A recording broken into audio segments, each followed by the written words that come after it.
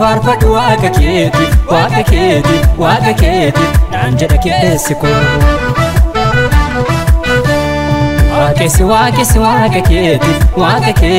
waaqa keeti naan jedha keessi koo farfadu waaqa keeti naan jedha keessi koo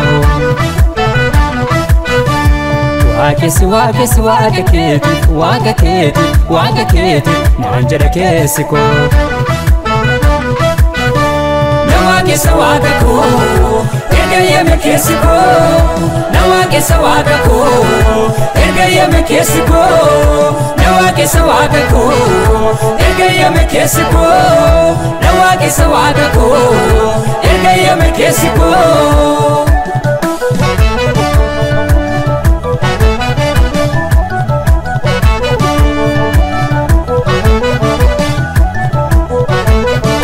Fideen dhufee galata siifan fideen dhufee galata siifan fideen dhufee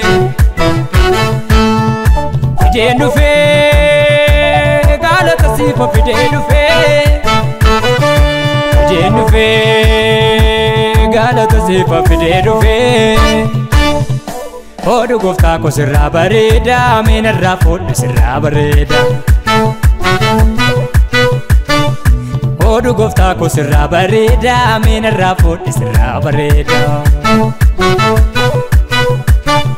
Odu galataa sirraa bareeda Odu galataa sirraa bareeda Odu faarfannaa sirraa bareeda Odu faarfannaa sirraa bareeda Odu galataa sirraa bareeda Odu galataa sirraa bareeda Odu faarfannaa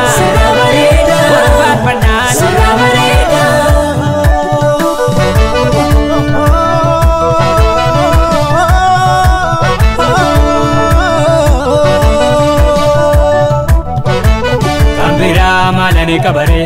yeroon kanan waaqeffadhu ani Yesuusuman beeka wabii lubbuu koo kanan godhadhu itti citee taniitti hafe yoomiyyuu anirraan buqqa'u waaqessee isa faarfachuu koo uummanni hundi haa dhaga'u ani ninaaf godhe yaadadhe akkamittan baasa dubbadhe iddoo abbaa faadha koo bu'ee dachaa baay'ee na wajjin ba'e hafuura koorrayyuu natti aana anis isattan of amana hafuura koorrayyuu natti aana anis isattan of amana kaabadheeni kaawweeddu koo egaa maalittan taare naniyya galgalaaf ganama afaan koo isa faarfachuu bare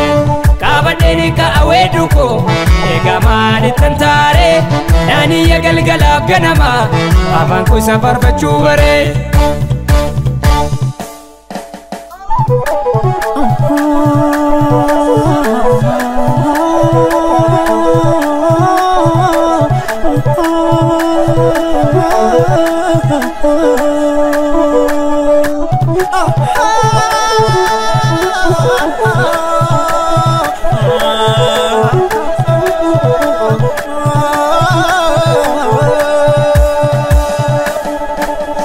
Site male eenyu ka faarfatamu eenyu ka weeddifamu